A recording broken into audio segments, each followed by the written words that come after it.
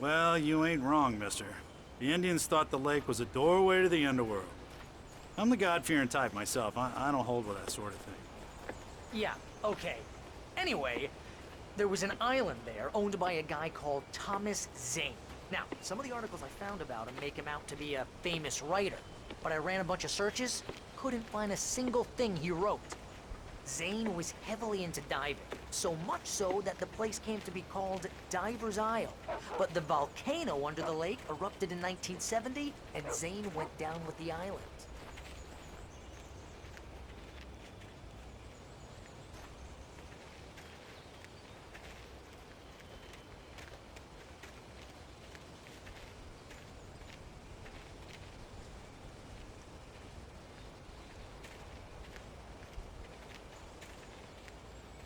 It gets better.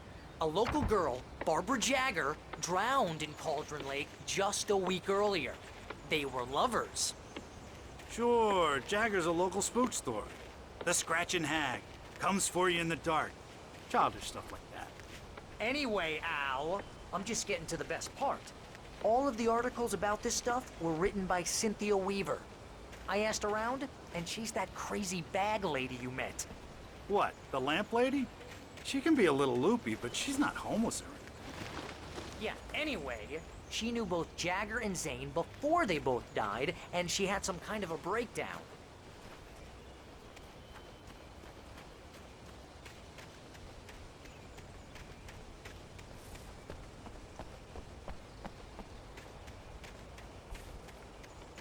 Come on, mister. I'll take you to Rose's trailer.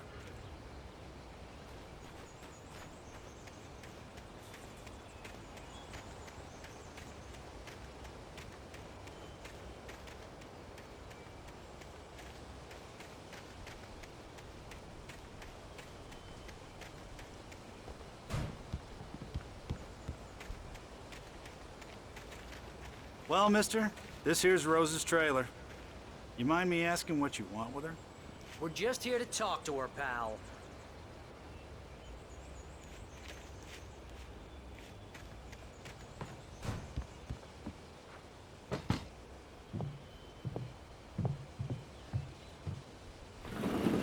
Welcome to...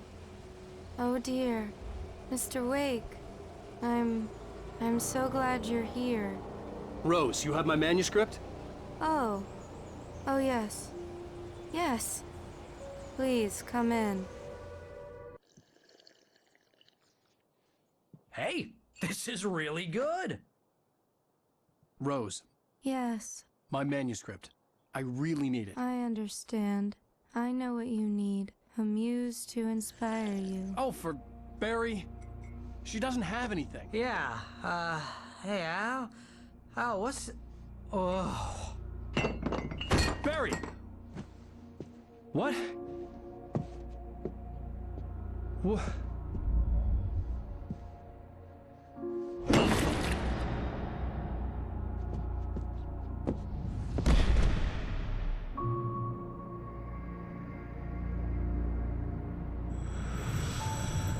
It's coming for you, hiding in my barber's skin. I'm too weak to stop it. You must turn the lights on. I promised I'd come visit you and your lovely wife. You must finish what you started. I insist. You must turn the lights on. Turn the light on. Back to work, boy.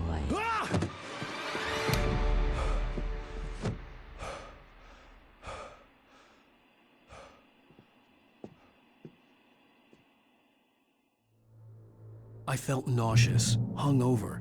Only anger kept me going. I can't tell reality from dream anymore, but it seems I have an imaginary editor to help me. She's an old woman in a funeral dress. I call her Barbara Jagger. She's very strict. I'm writing faster and faster. My manuscript is being heavily revised. The edits Rose took a day from me. I had less than 12 hours left to meet the kidnapper. All I could do was get Barry into the car, work something out once I got on the road. Welcome to the Oh Dear Diner. What can I get you today? coffee. I couldn't work up much hate for Rose. Something had used her to get to me and left its mark. My gun and flashlight were gone. I'd have to find a way to get Barry into the car as quick. Mr. Randolph liked Rose. That little smile she had. How she was still sweet when life had tried so hard to make her bitter. It wasn't any of his business what she did in her trailer. But those strangers, the writer and his smart-ass sidekick, looked like trouble. And they'd been in there for hours, way past her normal bedtime. He reached for the phone and called the sheriff's station. Quickly as possible. There was no time to waste.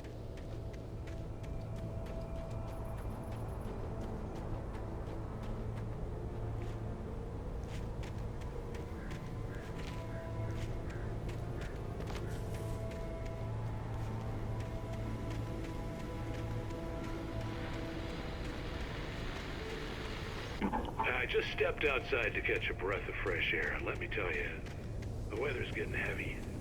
Nights like this make me especially glad I'm here talking to you and not home in bed.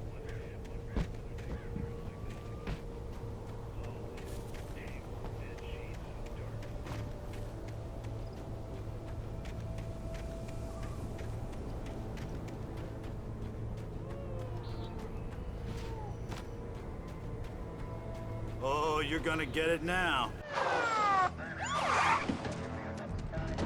God knows what you've done to that poor girl. This is Agent Nightingale, FBI! Get him up, Hemingway! You're under arrest! You move a muscle, I'll unload right in your goddamn face! Stay right where you are, Blaine!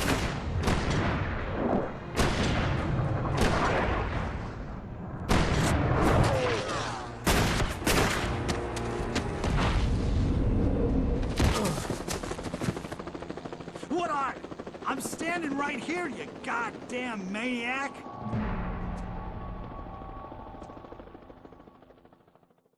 I hated to leave Barry behind, but there was no way I'd miss my appointment with the kidnapper. Give it up, Mr. Wake! Come on! Take it easy on him! Don't let him get away! Move it! Move it! Move it! Don't let him get away!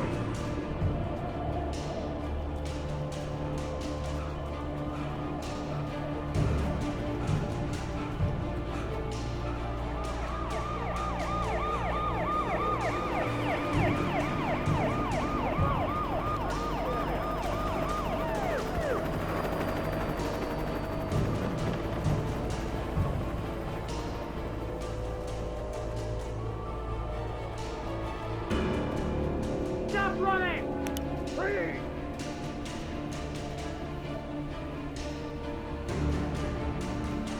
Okay, Ben. Keep your eyes peeled. He's gonna try to make it through here.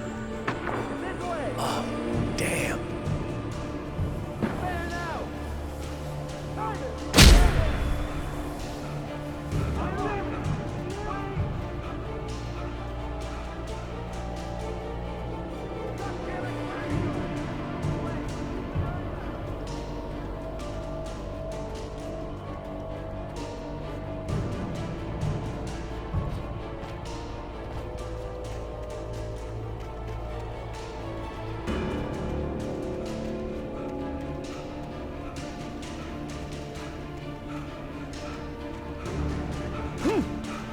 Come on, guys.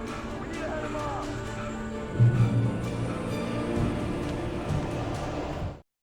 For decades, the darkness that wore Barbara Jagger's skin slept fitfully in the dark place that was its home and prison. It was hungry and in pain. It dreamed of its nights of glory when the poet's writing had called it from the depths and given it a brief, terrible taste of power and freedom. The rock stars had stirred it from the deep sleep the poet had sunk it back to in the end. When it sensed the rider on the ferry, it opened its eyes.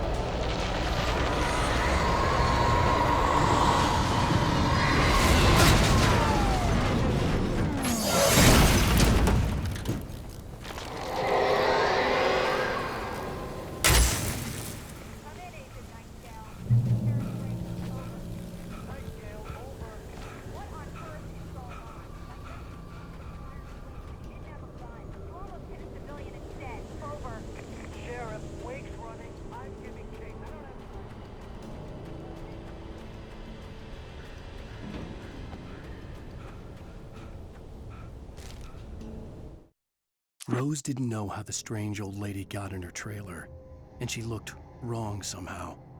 The woman showed her teeth in an approximation of a smile and traced a finger down Rose's cheek. "Pretty girl," she said. Rose felt as if she was falling asleep, but her knees didn't buckle.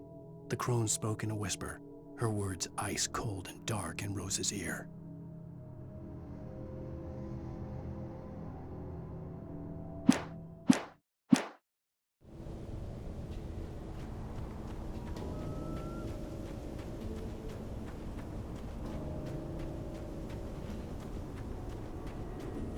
The suspect was last sighted running along the boards that leads westward from the trailer park. Only been for a time.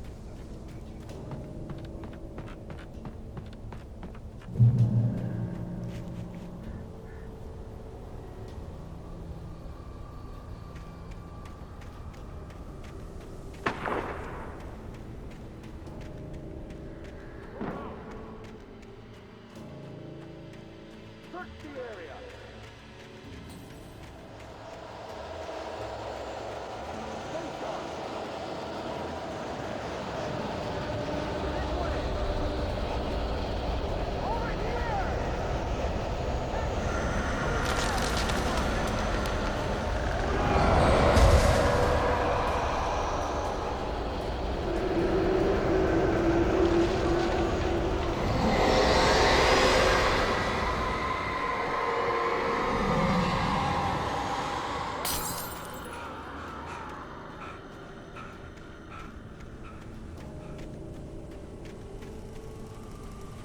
This horror was everywhere I went, circling me.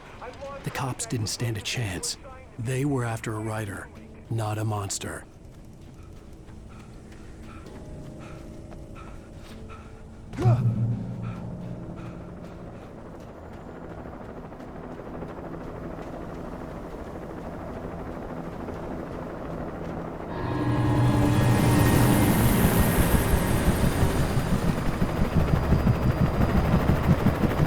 You on the ground. Hold it right there. There's nowhere to run.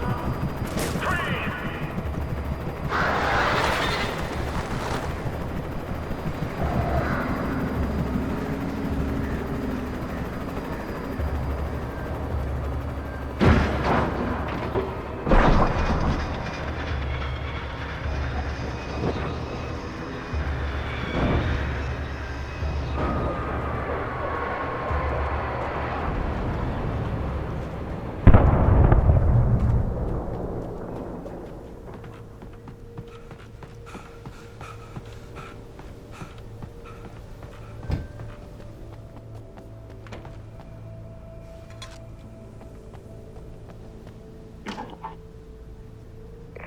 This is Jane.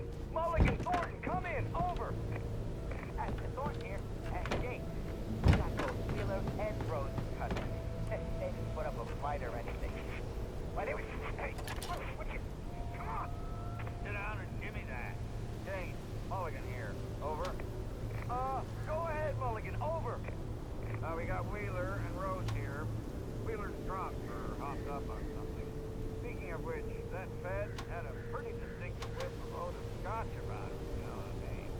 Over. I don't have anything on that, Deputy Mulligan. Over. Well, whatever. Anyway, Rose is just being plain weird here. You better get Doc in to take a look at both. Over. Gotcha. You better get them here quickly. The Fed's gonna want to interview Wheeler. Over. I imagined that the broadcast tower in the distance was part of the local radio station. Maine seemed like a decent guy. Perhaps he could give me directions to the coal mine.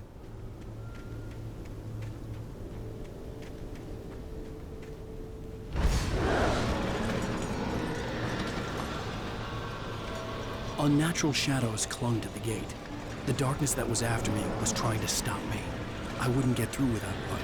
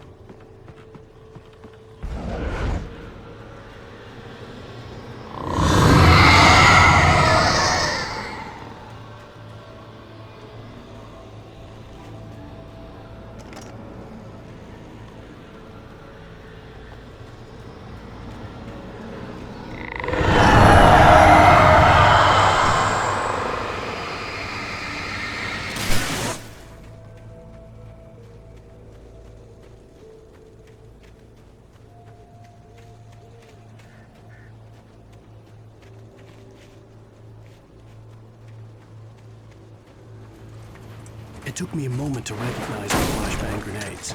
They were an ideal weapon for my situation. Team 1, come in. Over. Team 1, this is Sheriff Breaker. Report. Over.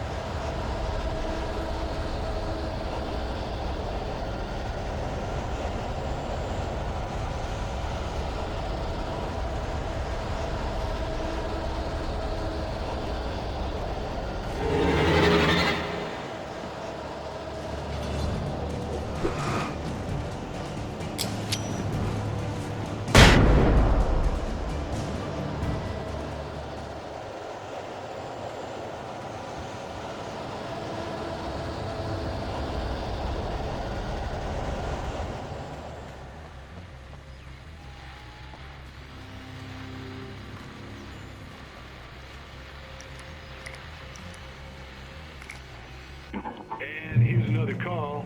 You're on KBF-FM with Pat Maine. It's Milt Peabody, Pat. What's on your mind, Milt? Well, I think you're the trailer for...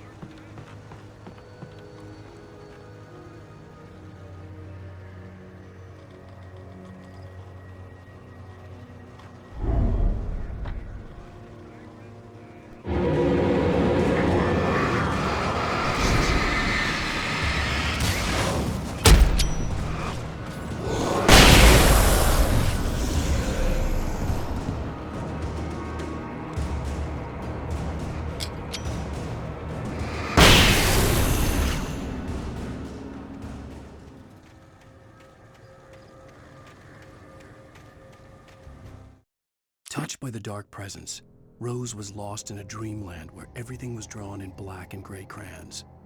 The old lady had promised her that all her wishes would come true. She would be Alan Wake's muse. She was smiling so hard it hurt her face. She crushed a bottle full of sleeping pills into the coffee. Deep down inside, she was screaming in terror.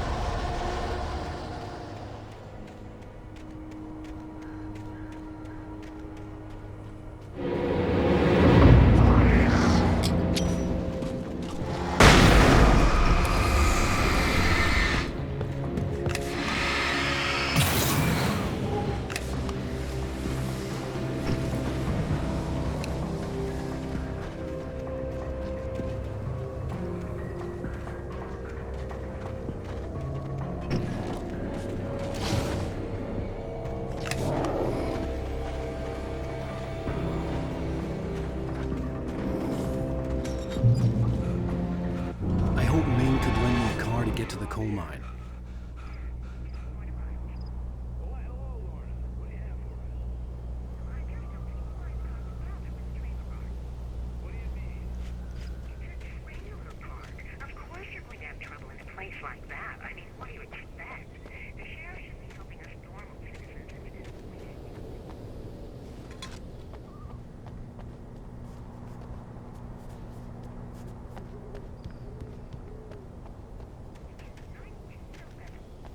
Well, thank you very much for that compassionate viewpoint, Lorna.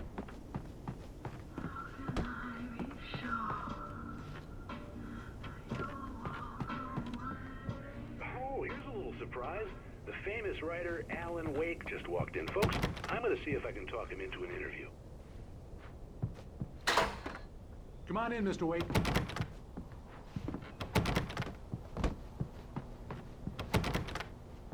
It looks like Mr. Wake is going to need a moment before we can talk, so, I'm so glad you could find the time to do this, Mr. Wake.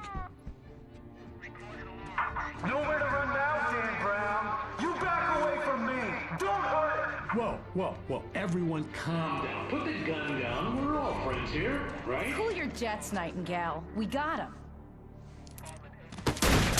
Judas Priest! What the hell's the matter with you? There's a civilian in there.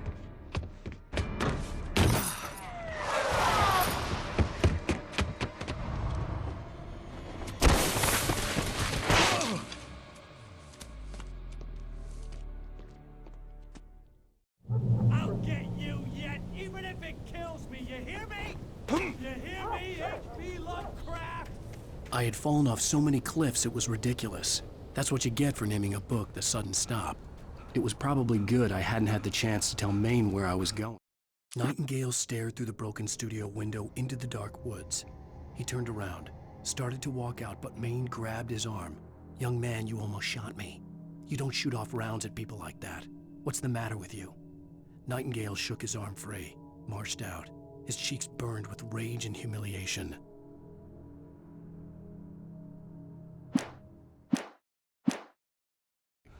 I'd have to lose the cops and find my own way to the mine.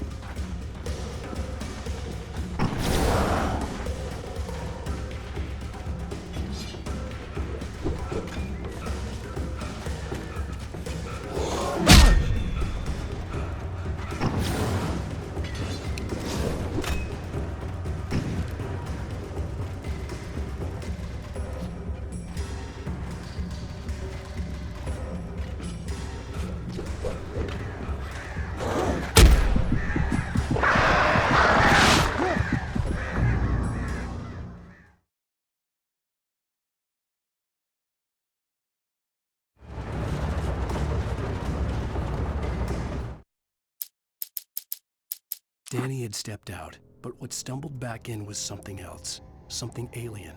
A monster. Walter tried to kill it, first with his fists, then a chair. It wouldn't die. Instead, it kept coming, unaffected by the beating it had taken. After Walter managed to kick it down the cellar stairs, fear took over. He ran, got behind the wheel, gunned the engine. The booze wouldn't make him forget, but he knew he had to try.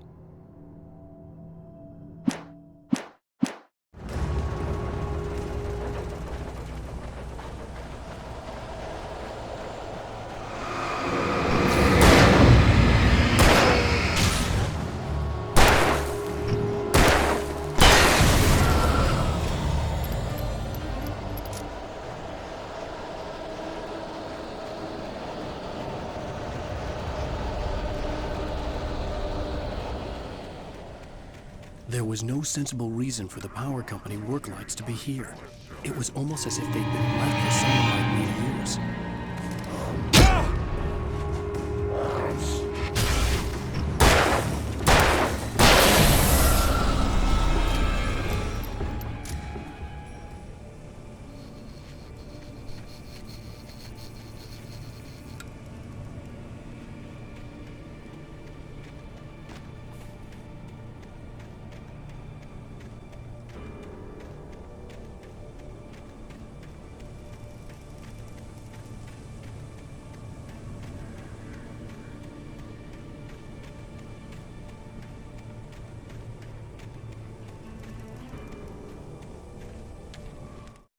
The bulldozer's engine roared to life. Mud and rocks flew as it fought for traction. It crashed through the concrete wall and landed heavily in the yard. If it were an animal, it would have shaken its head after the impact, fixed its eyes on me, and charged. Of course, it had no head, nor eyes. Shadows crawled on its form, twisting it into a monster. Then, it came for me.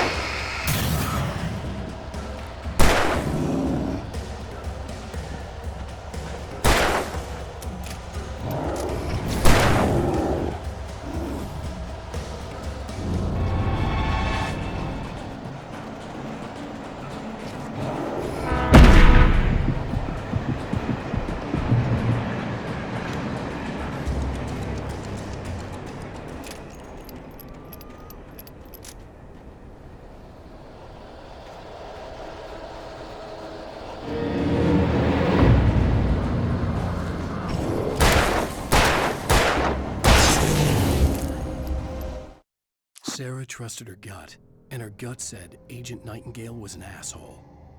He felt wrong, and it wasn't just the smell of stale booze. It was in the way he flashed his badge, pulled rank, the look in his eyes when he wanted answers. Where was Alan Wake? What was this about an accident? Where was his wife? And most importantly, why did she let Wake go? He wouldn't answer her questions. Federal business was all he'd say.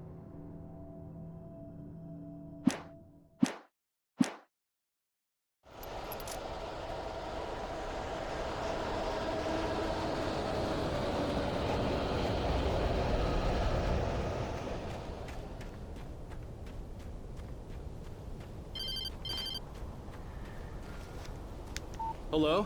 The most stubborn man I've ever met. Alice? Alice? Alan.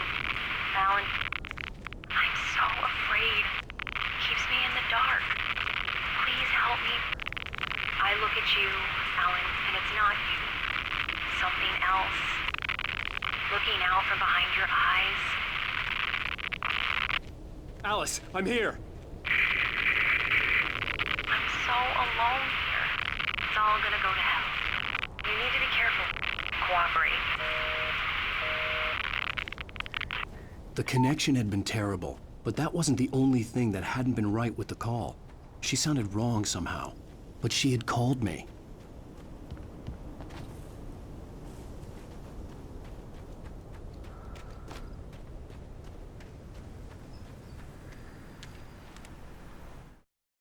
The pipe wrenched itself loose from the bridge's steel framework.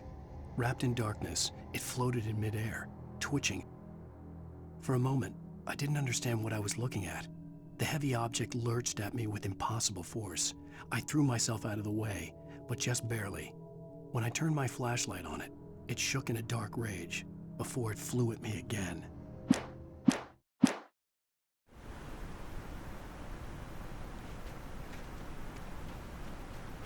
I could see a railway bridge up ahead and a warehouse of some sort on the opposite shore.